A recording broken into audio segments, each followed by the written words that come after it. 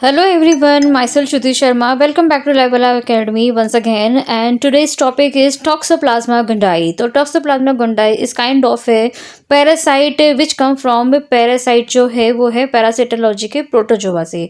तो ये एक प्रकार का प्रोटोजोआ है, यानी कि हमारे जो पैरासाइट है वो दो टाइप में डिवाइडेड हैं। एक होते हैं प्रोटोजोन्स और एक होते हैं हेलमिंथीज। तो हेलमिंथीज में मल्टी सेलुलर यूकैरियोटिक आते हैं, जबकि प्रोटोजोआ में यूकैरियोटिक और यूनिसेलुलर आते हैं।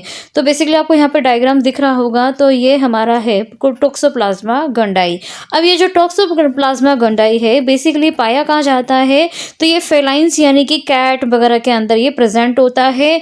और अपने ये फीसेस से इनको जब रिलीज करते हैं इनके एग, तो इनके जो एग होते हैं वो फिर मिट्टी में जाने के बाद या फिर 1 से 5 दिन के अंदर ये क्या हो जाते हैं, रेडी हो जाते हैं संक्रमण करने के लिए। तो फिर ये संक्रमण किसको करते हैं, ये पशु पक्षी ह्यूमन सबको ये संक्रमण करते हैं, और उससे होने वाली जो डिजीज हो जाती है जिसको बोलते हैं हम टॉक्सोप्लाज्मेसिस। मैंने यहाँ पे थोड़ा सा ब्रीफ किया है पैरासाइट के बारे में, बाकी हम यहाँ पर वर्ड टू वर्ड आगे पूरा इसका आपको ब्रीफ करेंगे। आज हम इसकी मार्फोलॉजी पढ़ेंगे, इसी सेक्शन के अंदर इसका लाइफ साइकिल, इसका लेब्डानोसिस और पैथोजेनेसिस पूरा यहाँ पे मैं आज आपको डिस्क्राइब करने वाली हूँ। तो वीडियो के अंत तक बने रहें तो आपको पूरा टॉक्सोप्लाज्मा गोंडाई बिल्कुल सिंपल, अगर आपको नोट्स भी चाहिए तो भी आपको यहाँ से सारे नोट्स प्रोवाइड हो जाएंगे। तो देखिए हम स्टार्ट करते हैं। यहाँ पे सबसे पहले इसका शेप आप यहाँ पे देख रहे हैं ना, टॉक्सोप्लाज्मा गोंडाई का जो एडल्ट होता है वो किस टाइप का होता है। लेकिन अभी आपको समझ में नहीं आएगा, जब मैं इसकी मार्फोलॉजी आपको डिफाइन करूंगी देन 1 to 1 आपको चीज़ें समझ में आएंगी। तो स्टार्ट करते हैं हम यहाँ पर इंट्रोडक्शन।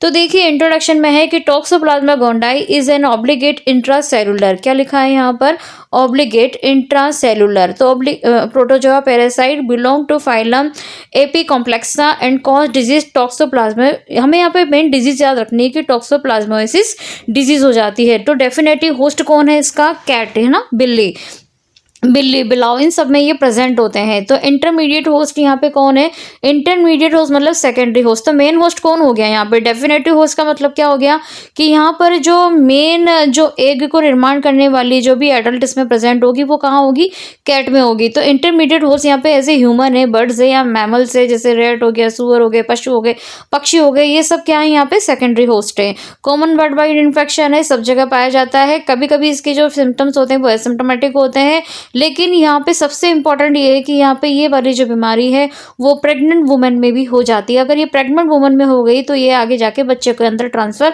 हो जाती है। तो यहाँ पे एक मैं टेस्ट बताऊंगी कि प्रेग्नेंट लेडी के लिए ये वाली बीमारी है कि नहीं, कैसे पता चलता है। तो एक टेस्ट आता है टॉर्च नाम से। वो टॉर्च नाम में टी जो फॉर्म है वो टॉक्सोप्लाज्मा से रिलेटेड है। तो टॉक्सोप्लाज्मा से किसी प्रेग्नेंट लेडी को है कि नहीं इस पैरासाइट का इन्फेक्शन, वो टॉर्च टेस्ट से पता चलता है। ओके, तो इम्यूनो कॉम्प्रोमाइज पेशेंट जैसे कि HIV या किसी के अंदर कोई ट्रांसप्लांटेशन हुआ है, उन लोगों के अंदर भी यहाँ पर इन्फेक्शन होने के चांसेस हो जाते हैं। इसके आगे हम बढ़ते हैं कि has apical complex help in a cell invasion. अब यहाँ पर ये इसकी जो स्ट्रक्चर होती है थोड़ी कॉम्प्लिकेटेड होती है। सेल इन्वेजन का मतलब आपको यहाँ पे ये समझना है कि ये वाले जो पैरासाइट है वो डीपली टिश्यू में जाके, क्योंकि इसको देखिए यहाँ पे क्या बोला गया है, इंट्रासेलुलर प्रोटोजोआ, यानी ना तो ये ब्लड में है, ठीक है ना, ये ज़्यादा इंटेस्टाइन में है, जैसे कि हमने और पैरासाइट पढ़े हैं अमीबा, जियार्डिया वगैरह। तो ये फिर कहाँ प्रेजेंट होते हैं, ये डीप टिश्यू के अंदर जाके चले जाते हैं, इसलिए इनको हम क्या बोलते हैं, इंट्रासेलुलर प्रोटोजोआ। और 30 to 50% पॉपुलर एक्सपोर्ट ग्लोबली, यानी कि अभी तक 50% लोगों के अंदर ये पाया गया है। देखिए अब आगे बढ़ते हैं हम इसकी मॉर्फोलॉजी के बारे में। तो बेसिकली मैं आपको यहाँ पे बता दूँ कि जो इसकी मॉर्फोलॉजी होती है ना वो 3 पार्ट में होती है। एक होती है टैकीजॉइड, एक होता है ब्रैडीजॉइड और एक होता है oocyst। तो ये जो फर्स्ट वाला पार्ट है इसका ट्रैकीजॉइड, जो कि इसका एक टाइप से आप मान सकते हैं कि इसका एडल्ट है। तो देखिए यहाँ पे इसका एक डायग्राम आपको दिख रहा है, अल्ट्रा स्ट्रक्चर ऑफ टॉक्सोप्लाज्मा गोंडाई। टैकीजॉइड से ये यहाँ पे देखें, यहाँ पे रफ एंडोप्लाज्मिक रेटिकुलम है, क्योंकि यूकैरियोटिक सेल है, डेंस ग्रेन्यूल है, गोल्जी बॉडीज हैं, एपिकोप्लास्ट है, माइक्रोमिनिम है, कॉनोइड है ना, एपिकल एंड है, और यहाँ पे रोफेट्री है और माइट्रोकॉन्ड्रिया है। तो ये बेसिकली इसकी क्या है, मार्फोलॉजी है। जो भी यहाँ पे ऑर्गेनल्स आपको दिख रहे हैं सबका अपना अपना इंडिविजुअल फंक्शन है। लेकिन हमको ये ध्यान रखना है कि यहाँ पे न्यूक्लियस प्रेजेंट होने की वजह से, ये न्यूक्लियस प्रेजेंट होने की वजह से हमने इसको क्या बोला है, यूकैरियोटिक। दूसरा हमने यहाँ पर इसको क्या बोला है, यूनिसेलुलर। हमको यहाँ दिख रहा है कि ये यूनिसेलुलर है, यानी कि सब कुछ इसकी एक ही सेल में प्रेजेंट है, यानी कंट्रोल सिस्टम इसके पास केवल एक ही सेल के अंदर है। इसको कुछ भी काम करना होगा तो ये केवल अपनी एक सेल से ही करेगा। आगे बढ़ते हैं इसके शेप के बारे में। तो देखिए शेप इसका कैसा लग रहा है, जैसे कोई केला हो या बनाना हो, क्रिसेंट शेप यानी हंसिया आकार का। ठीक है, इसकी साइज कितनी है, 6 × 2 mm, यानी कि लेंथ एंड विड्थ।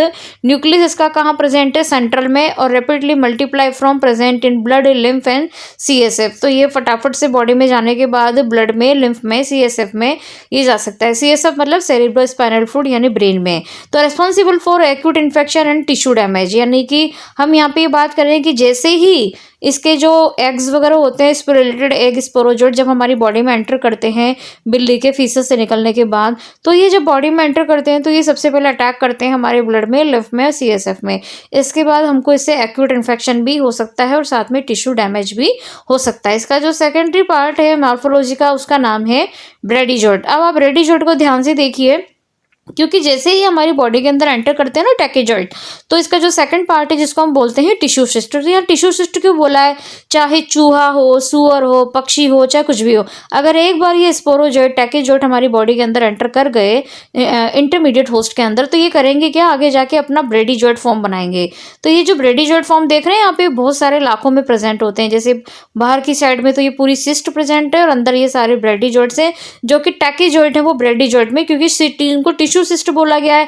तो जैसे मान लीजिए कि यहाँ पर ये टिश्यू सिस्ट है और यहाँ पे मैंने एक ब्रेडीजोइट को यहाँ पे इस तरह से डायग्राम में बनाया है, तो दिख रहा है ना ये ब्रेडीजोइट। तो ये से बहुत सारे लाखों में प्रेजेंट होते हैं, इससे पेशेंट को टिश्यू सिस्ट का इन्फेक्शन हो जाता है। आगे देखिए ब्रेडीजोइट के बारे में इतना ही इंफॉर्मेशन काफ़ी है हमें लिखने के लिए कि slow going from surrounded by thick cyst wall found in, यानी कि ब्रेडीजोइट जो होते हैं वो क्या होते हैं, एक तो थिक सिस्ट वॉल से सराउंडिंग होते हैं, दूसरा वो कहाँ पाए जा रहे थे, ब्लड में पाए जा रहे थे, लिम्फ में और CSF में। तो ये कहाँ प्रेजेंट होते हैं, ब्रेन में, स्केलेटल मसल में, कार्डियक मसल में, आंखों की रेटिना में, और can persist life long and reactive when immunity, जब हमारी इम्यूनिटी लो हो जाती है ना, तो ये हमारी बॉडी के हर पार्ट में चले जाते हैं। आप देखिए कितना कहाँ कहाँ जा रहा है, ये ब्रेन में भी जा सकता है, हमारे स्केलेटल हड्डियों में भी जा सकता है, हृदय में भी जा सकता है, इवन आंखों में भी ये पैरासाइट के ट्रैकेटोजोइट जा सकते हैं। तो मतलब कितना खतरनाक पैरासाइट है।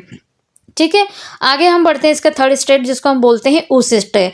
अब ये oocyst क्या होता है कि जैसे जो कैट होती है ना, तो बेटा ये कैट जो होती है, तो कैट अपना जब फीसस को निकालती है तो उस टाइम वो निकालते टाइम ये क्या करती है, अपने एग रिलीज करती है। लेकिन एग जैसे ही एनवायरनमेंट में आते हैं तो वो रेडी नहीं होते हैं इन्फेक्ट करने के लिए। वो आने के बाद ये एक प्रकार का ऐसे 4 टाइप के स्पोरोलेटेड oocyst बनाते हैं। एग्जैक्टली ये oocyst जो होते हैं ना, वो कंटामिनेटेड हैंड से या विदाउट हाइजीन, अगर आप खेतों में काम कर रहे हैं या कहीं पे भी बिल्ली ने अपना फीसस त्यागा है और उसके थ्रू अगर ये oocyst अगर हमारी बॉडी में चले जाते हैं, तो ये इसके अंदर जो 4 आपको दिख रहे हैं इसके स्पोरोजोइट से क्योंकि इसको स्पोरोलेटेड बोला है, यही आगे जाके हमारी बॉडी में टैकेजॉइट, ब्रेडीजॉइट और आगे जाके इस तरह से ये घूम फिर के जब ये बिल्ली में चले जाते हैं तो बिल्ली में ये फिर फाइनली स्पोरोजोइट बन जाते हैं और देन वापस फिर वो एग के फॉर्म में बिल्ली के मल से बाहर निकलते हैं। तो उस सिस्टम में क्या लिखा हुआ है कि प्रोड्यूस्ड ओनली इन कैट्स, यानी कि ये कहाँ से निकलेंगे, कैट से निकलेंगे, हम नहीं निकालेगा है ना। तो कंटेंस 2 स्पोरोसिस्ट, ईच स्पोरोसिस्ट 4, यानी कि जो स्पोरोसिस्ट होते हैं वो 2 निकलते हैं और ईच स्पोरोसिस्ट के अंदर कितने परसेंट है, 4। ये देखो 1 और 2 है, तो 1 और 2 में कितने परसेंट है, यहाँ पे 4 है और यहाँ पे ये 4 क्या प्रेजेंट है, स्पोरोजोइट। इसके अंदर स्पोरोजोइट प्रेजेंट होते हैं। हाईली रजिस्टर्ड एनवायरनमेंट, यानी कि एनवायरनमेंट में काफ़ी समय तक रह सकते हैं, ना पानी है, धूप है, टेम्परेचर है, इनसे इनको कोई फर्क नहीं पड़ता है। Survive month in soil and water, यानी कि आराम से पानी और सॉइल के अंदर क्या कर सकते हैं, सर्वाइव कर सकते हैं। अब हम बात करेंगे इसकी लाइफ साइकिल की। देखिए यहाँ पे बिल्कुल सिंपल सा डायग्राम बना रखा है टॉक्सोप्लाज्मा गोंडाई का, क्योंकि बिल्ली यहाँ पर क्या है, बिल्ली यहाँ पर जो है ये क्या है, डेफिनेटिव होस्ट, यानी पहले से टॉक्सोप्लाज्मा गोंडाई इसके अंदर प्रेजेंट होता है। तो ऐसी कैट जिसके अंदर ये टॉक्सोप्लाज्मा गोंडाई पाया जाता है, तो ये क्या करती है, बिल्ली किसको खाती है, चूहे को। तो यहाँ पे इंटरमीडिएट होस्ट कौन है, चूहा, और साथ में ऊशिष्ट। तो जैसे बिल्ली ने मान लीजिए ऊशिष्ट रिलीज किया, फिर मान लीजिए या तो ये ह्यूमन को जाएगा या फिर किसी चूहे को जाएगा। अब बिल्ली ह्यूमन को तो खाती नहीं, बिल्ली किसको खाती है भाई, चूहे को खाती। चूहा किस कैटेगरी में आता है, मैमल्स में आता है। तो ये मैमल्स में आने वाले जितने भी हैं पशु पक्षी ह्यूमन, ये सब क्या करेंगे, इन सब के अंदर क्या हो जाएगा, टिश्यू सिस्ट में ब्रेडीजॉइड प्रेजेंट होंगे। इस टाइप का चूहा अगर कोई बिल्ली खा लेती तो ये बिल्ली के अंदर वापस ट्रांसफर हो जाते हैं और बिल्ली के अंदर टैकिजॉइड इसमें जो होते हैं एडल्ट फॉर्म में बन जाते हैं और वापस से बिल्ली अपने फीसस में एग को रिलीज कर देती है। यही इसकी एक सिंपल सी लाइफ साइकिल है। लोग बहुत समझते हैं, बहुत से बच्चों को इसमें बहुत दिक्कत होती है टॉक्सोप्लाज्मा गोंडाई को पढ़ने के लिए। आगे जब मैं इसके लाइफ साइकिल और मोर लेवल पे डिस्क्राइब करूंगी तो आपको बहुत इजी वे में समझ में आ जाएगा। तो हम बेसिकली यहाँ बात कर रहे हैं कि लाइफ साइकिल के बारे में। तो लाइफ साइकिल यहाँ पे हमने क्या लिखा है, होमोजीनस नहीं लिखा है क्योंकि एक ही टाइप के नहीं हो रही है, हेटेरोजीनस लिखा है। तो हेटेरोजीनस का मतलब क्या होता है, जहाँ पे टू होस्ट डिफरेंट टाइप के होते हैं। तो पहला होस्ट कौन है यहाँ पे, कैट, जिसको हम बोलते हैं डेफिनेटिव। तो डेफिनेटिव होस्ट किसको बोलते हैं, जिसमें सेक्सुअल रिप्रोडक्शन होता है, दूसरा जहाँ पे एडल्ट बनता है किसी भी पैरासाइट का। और इंटरमीडिएट होस्ट किसको बोलते हैं, जहाँ पे एसेक्सुअल रिप्रोडक्शन होता है और साथ में वहाँ पर क्या एसेक्सुअल होता है रिप्रोडक्शन।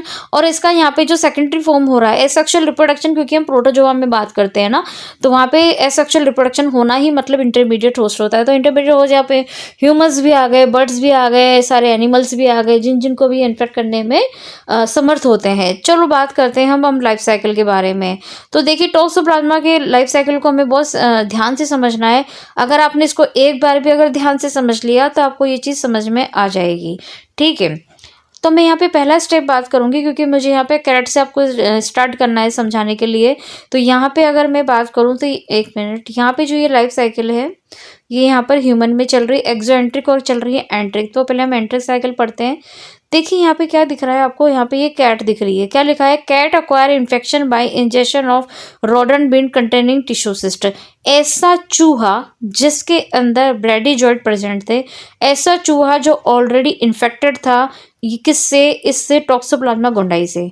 तो ऐसा चूहा जो खून खाती है बिल्ली, अब बिल्ली ने इसको खाया तो एक्स स्टेशन अकर होगा इन स्मॉल इंटेस्टाइन, यानी कि बिल्ली के स्मॉल इंटेस्टाइन में चूहा खाने के बाद क्या होगा, यहाँ पर ये ब्रेडीजॉइड्स बनेंगे। ये ब्रेडीजॉइड रिलीज करने के बाद शाइजोगोनी साइकिल चलेगी, एक्सेसो साइकिल म्यूकोसल सेल के अंदर मीरोजॉइड्स बनेंगे, गैमेटोगोनी साइकिल चलेगी, मैक्रोगैमेट और माइक्रोगैमेट्स बनेंगे। देखिए यहाँ पे ये दिखा रखा है टिश्यू के अंदर कैसे टिश्यू सिस्ट के अंदर ये एक्स्ट्रा इंटेस्टाइनल टिश्यू के अंदर प्रेजेंट है।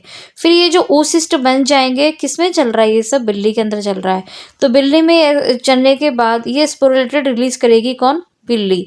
अब बिल्ली ने जब ये स्पोरेटेड अपने फीसस में त्यागा तो ये सॉइल के अंदर प्रेजेंट होंगे। मैं यहाँ से इरेज करती हूँ एक बार, यहाँ पे सारा ये मैं आपको एक बार इरेज करती हूँ, लिखा हुआ आपको समझ में आ जाएगा। तो देखिए ये क्या है, तो यहाँ पे देखिए ये माइक्रोगैमेट्स मैक्रोगैमेट्स बने, फर्टिलाइजेशन हुआ, स्पोरोसिस टू, ये बन कहाँ रहा है सब बिल्ली के अंदर। डेवलपमेंट कहाँ हुआ, इसने क्या करा, वो अपने सॉइल के अंदर त्याग दिया, किसको, फीसस से। स्पोरेटेड oocyst यहाँ पे इन्फेक्टिव स्टेज है, यानी कि अब ये किसी भी ह्यूमन के अंदर जा सकता है, वापस से चूहे के अंदर जा सकता है, सुअर के अंदर जा सकता है, पक्षी के अंदर जा सकता है। कौन, ये स्पोरेटेड सिस्ट, जहाँ पे मैंने ये राउंड राउंड कर रही हूँ, ये मैं घुमा रही हूँ, ये इसकी इन्फेक्टेड सिस्ट है, क्योंकि यहाँ पर इन्फेक्टेड सिस्ट ही आपको इन्फेक्ट करने के लिए तैयार है। तो ना तो टैक्टिजॉइड जा रहे हैं, ना कोई ब्रेडीजॉइड जा रहे हैं, जा कौन रहा है, यहाँ पर स्पोरेटेड oocyst जा रहे हैं। कौन कहाँ जा रहा है ये, अब ये जा रहा है contaminated soil containing sporulated oocyst ingest by red birds, और ये जा रहा है बर्ड्स में जा रहा है, चूहे में जा रहा है। तो ये oocyst जो होते हैं ना बेटा, वो किस में चले जाते हैं, चूहे में। चूहे में जाने के बाद या पक्षी में जाने के बाद ये इनके कहाँ चले जाते हैं, टिश्यू में। टिश्यू में जाने के बाद ये किस तरह से बना लेते हैं, ये टिश्यू में जाने के बाद बना लेते हैं ये ब्रेडीजॉइड, जबकि हमको मालूम है कि जो सेकंड मॉर्फोलॉजी ब्रेडीजॉइड वो टिश्यू के अंदर जाती है, लाखों में संख्या बना लेती है। और इस तरह से ये फिर वापस अगर ये कोई भी बिल्ली के अंदर जब इन्फेक्शन हो जाता है, ऐसा कोई टिश्यू सिस्ट वाला जब कोई ये चूहा खा लेती है बिल्ली, तो बिल्ली को वापस इससे इन्फेक्शन हो जाता है। तो फिर हम ह्यूमन की अगर यहाँ पे बात करें तो ह्यूमन में देखिए यहाँ पर ये जो oocyst था ना, जो कि बिल्ली ने यहाँ से निकाला था, तो या तो वो चूहे में चला जाएगा, पक्षी में चला जाएगा, और अगर ये ह्यूमन में जाता है तो हम इसको बोल रहे हैं एक्सोएंट्रिक साइकिल। एक्सोएंट्रिक में क्या होता है कि man acquire infection by injection of contaminated food water containing sporulated oocyst और by injection under cooked meat containing tissue cyst. तो देखिए जैसे कि पोर्क होता है, सुअर का मांस कौन खाता है? पोर्क खाता है। लेकिन सुअर अगर खुद ऐसे इन्फेक्टेड है कि कैट के फीसस से निकलने वाले इस oocyst से, उसको कौन खाएगा? ह्यूमन खाएगा। ह्यूमन के या फिर कोई कंटामिनेटेड हैंड और वाटर में, जैसे आप गार्डनिंग कर रहे हैं, गार्डनिंग में मान लीजिए बिल्ली ने अपना मल त्याग रखा है, उसके अंदर क्या पड़े थे? oocyst, और वो कंटामिनेटेड हाइजीन हैंड से अपने अनहाइजीन हैंड आपके मुंह में चले गए, तो वो सिस्ट भी आपके मुंह में चली जाएगी। एग चले जाएंगे, कौन? स्पोरोसिस्ट चले जाएंगे। तो फिर ये एक्सटेशन वापस आकर होगा कहाँ पे? ह्यूमन में भी होगा। ब्रेडी जॉइंट क्या करेंगे? रिलीज, क्योंकि एसेक्सुअल हो रहा है ना, तो टिश्यू सिस्टम में क्या करेंगे? ये एसेक्सुअली बहुत ज़्यादा मल्टीप्लाई करेंगे और बहुत ज़्यादा संख्या में अपनी संख्या बढ़ाएंगे। स्पोरोजोइट कहाँ चला जाएगा? अब इंटेस्टाइन में जाने के बाद, म्यूकोसा में जाने के बाद ये टेकिजोइट बन जाएंगे। उसके बाद क्या होगा? ये स्प्रेड कर जाएंगे हमारे अदर ऑर्गन में, जैसे लीवर हो गया, लंग्स हो गया, ब्रेन हो गया। तो हमें बहुत सारे इन्फेक्शन यहाँ पे होने के चांसेस है। किसको? ह्यूमन को। और फिर लास्ट में जाके मैन डेड एंड साइकिल, यानी कि मैन के डेड होने से साइकिल एंड भी हो सकती है, क्योंकि मैन को तो कोई नहीं खाता है ना। लेकिन जैसे मान लीजिए ये साइकिल कैट में वापस कैसे रिपीट होगी कि कोई अगर चूहा इन्फेक्ट हो जाता है, चूहे को कौन खाती है? चूहे को कौन खाती है? बिल्ली। तो चूहे से वापस बिल्ली के अंदर ये चला जाता है। तो आई होप आपको ये सिंपल सी लाइफ साइकिल समझ में आएगी। इसमें ऐसा कुछ भी नहीं है टॉक्सोप्लाज्मा गोंडाई में, बस यहाँ पे समझने की बात है। मैंने इसको यहाँ पे वर्ड्स में और डिफाइन किया है कि जितना पॉइंट यहाँ पे मैं शॉर्ट में डाल सकती हूँ। तो लाइफ साइकिल इन कैट, यानी सबसे पहले सेक्सुअल लाइफ साइकिल कहाँ होती है? बिल्ली में होती है। तो देखिए क्या क्या होता है बिल्ली में। कैट ईट इन्फेक्टेड, एक minute, cat infected rodent bird tissue, यानी कि कैट किसको खाती है भाई? चूहे को खाती है, पक्षी को भी खा ले। तो उनके अंदर क्या प्रेजेंट है? रोडेंट यानी चूहे के अंदर टिश्यू सिस्ट, कौन? ब्रेडीजॉइट्स। तो ब्रेडीजॉइट रिलीज इन इंटेस्टाइन, कहाँ? किसकी इंटेस्टाइन में? कैट के इंटेस्टाइन में। सेक्सुअल रिप्रोडक्शन होगा, गैमेटोगोनी बनेगी, फर्टिलाइजेशन होगा, oocyst बनेगा। oocyst फिर उसके मल में निकल जाएगा, उसकी पॉटी में निकल जाएगा। ये स्पोरुलेशन एनवायरनमेंट में 1 से 5 दिन के अंदर ये तैयार हो जाएंगे। स्पोरोजेट हमने बताया था ना, जैसे गोल था जिसमें 2 स्पोरुलेटेड थे इस तरह से। तो ये क्या होता है? ये सब तैयार हो जाते हैं 1 से 5 दिन के अंदर बनने के बाद, और इन्फेक्ट कर सकते हैं मिलियन ऑफ oocyst बनने के बाद। ये बहुत सारे लोगों को इन्फेक्ट करने के लिए रेडी हो जाते हैं। तो फिर एसेक्सुअल लाइफ साइकिल क्या होगा? बिल्ली का काम था कि oocyst को रिलीज करना अपनी इंटेस्टाइन में डेवलप करके। तो फिर अब क्या होगा? एसेक्सुअल लाइफ साइकिल कहाँ चल रही है?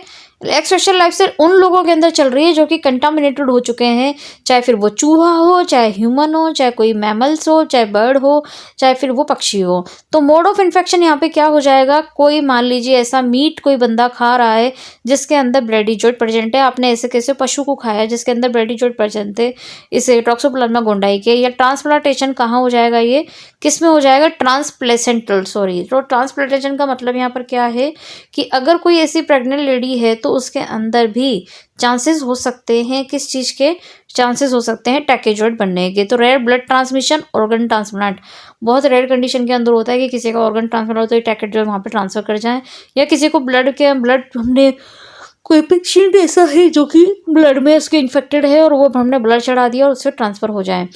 इनसाइड ऑफ ह्यूमन बॉडी में oocyst क्या हो जाएंगे? स्पोरोजेट में चेंज हो जाएंगे। इनवर्ड इन्वेस्ट, ये बहुत ज़्यादा समझने की बात है। ह्यूमन बॉडी में क्या होगा जब oocyst हमारी बॉडी के अंदर जाएंगे? तो ये स्पोरोजेट में चेंज हो जाएंगे, कन्वर्ट टू टैकीजॉइट में, देन फिर वो ब्लड से ब्रेडीजॉइट टिश्यू में बन जाएंगे। ठीक है, तो ये इसकी क्या है? मेन लाइफ साइकिल है, एसेक्सुअल और सेक्सुअल। तो हमको ये ध्यान रखना है कि सेक्सुअल लाइफ साइकिल चलती है बिल्ली में और एसेक्सुअल लाइफ साइकिल चलती है इंटरमीडिएट होस्ट में। ह्यूमन यहाँ पे इंटरमीडिएट होस्ट है, कैट यहाँ पर डेफिनेटिव होस्ट है। आगे हम बात करते हैं पैथोजेंस की। पैथोजेनेसिस भी बहुत इंपॉर्टेंट है। तो हम मैकेनिज्म ऑफ डिजीज, पैथोजेनेसिस का मतलब क्या होता है? बीमारी। तो how disease occur? Parasite enter host cell multiple inside vacuole and cell rupture से cause inflammation, necrosis and tissue damage. तो हमें यहाँ पे ये ध्यान रखना है कि टॉक्सोप्लाज्मा गोंडाई से मैन कौन इन्फेक्ट करता है? टिश्यू। टिश्यू में क्या होगा? इन्फ्लामेशन होगा, सूजन आएगी, स्वेलिंग आएगी, नेक्रोसिस होंगे, टिश्यू डैमेज होना चालू होगा, जिसकी वजह से हमें क्या क्लिनिकल सिम्टम्स आने वाले हैं? इम्यूनो कॉम्पिटेंट पर्सन, यानी कि ऐसा पर्सन जो कि इम्यूनो कॉम्पिटेंट है, अब वो उसकी प्रतिरक्षा जो है वो लड़ना चाह रही है मोस्टली, क्योंकि एसिम्प्टोमेटिक हो जाते हैं बहुत से, बहुत हल्का सा बुखार आता है, सर्वाइकल लिम्फोडेनोपैथी हो जाता है, फ्लू लाइक इलनेस जैसी फीलिंग आने लग जाती है, इम्यूनो कॉम्प्रोमाइज ऑलरेडी जो पेशेंट जो कैंसर से सर्वाइवल है या HIV से सर्वाइवल है, उनके अंदर ये टॉक्सोप्लाज्मा चला जाता है, जिसकी वजह से हेडेक होते हैं, सीजर्स, चक्कर आते हैं, अल्टरनेट दौरे भी आ सकते हैं, कंसिक्वेंस हो जाता है। ये फिर आपको MRI से थोड़ा सा पता चलेगा अगर इसकी बॉडी में है कि नहीं है। इसके अलावा मेन ध्यान क्या रखना है, कॉन्जेनाइटल टॉक्सोप्लाज्मा यानी मदर से बच्चे को होना। तो देखिए, अगर हम यहाँ पे बात करते हैं क्लासिकल, यहाँ पर वेरी इंपॉर्टेंट, यहाँ पे लिखा है कोरियो, एक मिनट यहाँ पे बड़ा करके दिखाती हूँ। तो पहली बीमारी कौन सी होती है, कोरियो रेटिनिटिस, यानी ये कहाँ पे हो रही है, आँखों के अंदर हो रही है। आँख के अंदर क्या हो रहा है, आँख के अंदर परत की रेटिना जो है उसके नीचे परत कोरोइड में सूजन आ जाती है, इन्फ्लामेशन हो जाता है, बच्चे की आंखों में इन्फेक्शन हो सकता है, नज़र कमज़ोर हो सकती है, अंधापन भी हो सकता है, धुंधला दिखना, आंखों में दर्द होना, आंखों की रोशनी कम होना। किसका लक्षण है ये, टॉक्सोप्लाज्मासिस बीमारी का। इसके अलावा हाइड्रोसिफेलस, अगर ये ब्रेन में चला गया इसका ब्रेडिजोइड्स वगैरह, तो क्या होगा, CSF के अंदर ये जाके बहुत ज़्यादा जमा हो जाएंगे, जो कि ये मस्तिष्क को भी इफेक्ट करेंगे।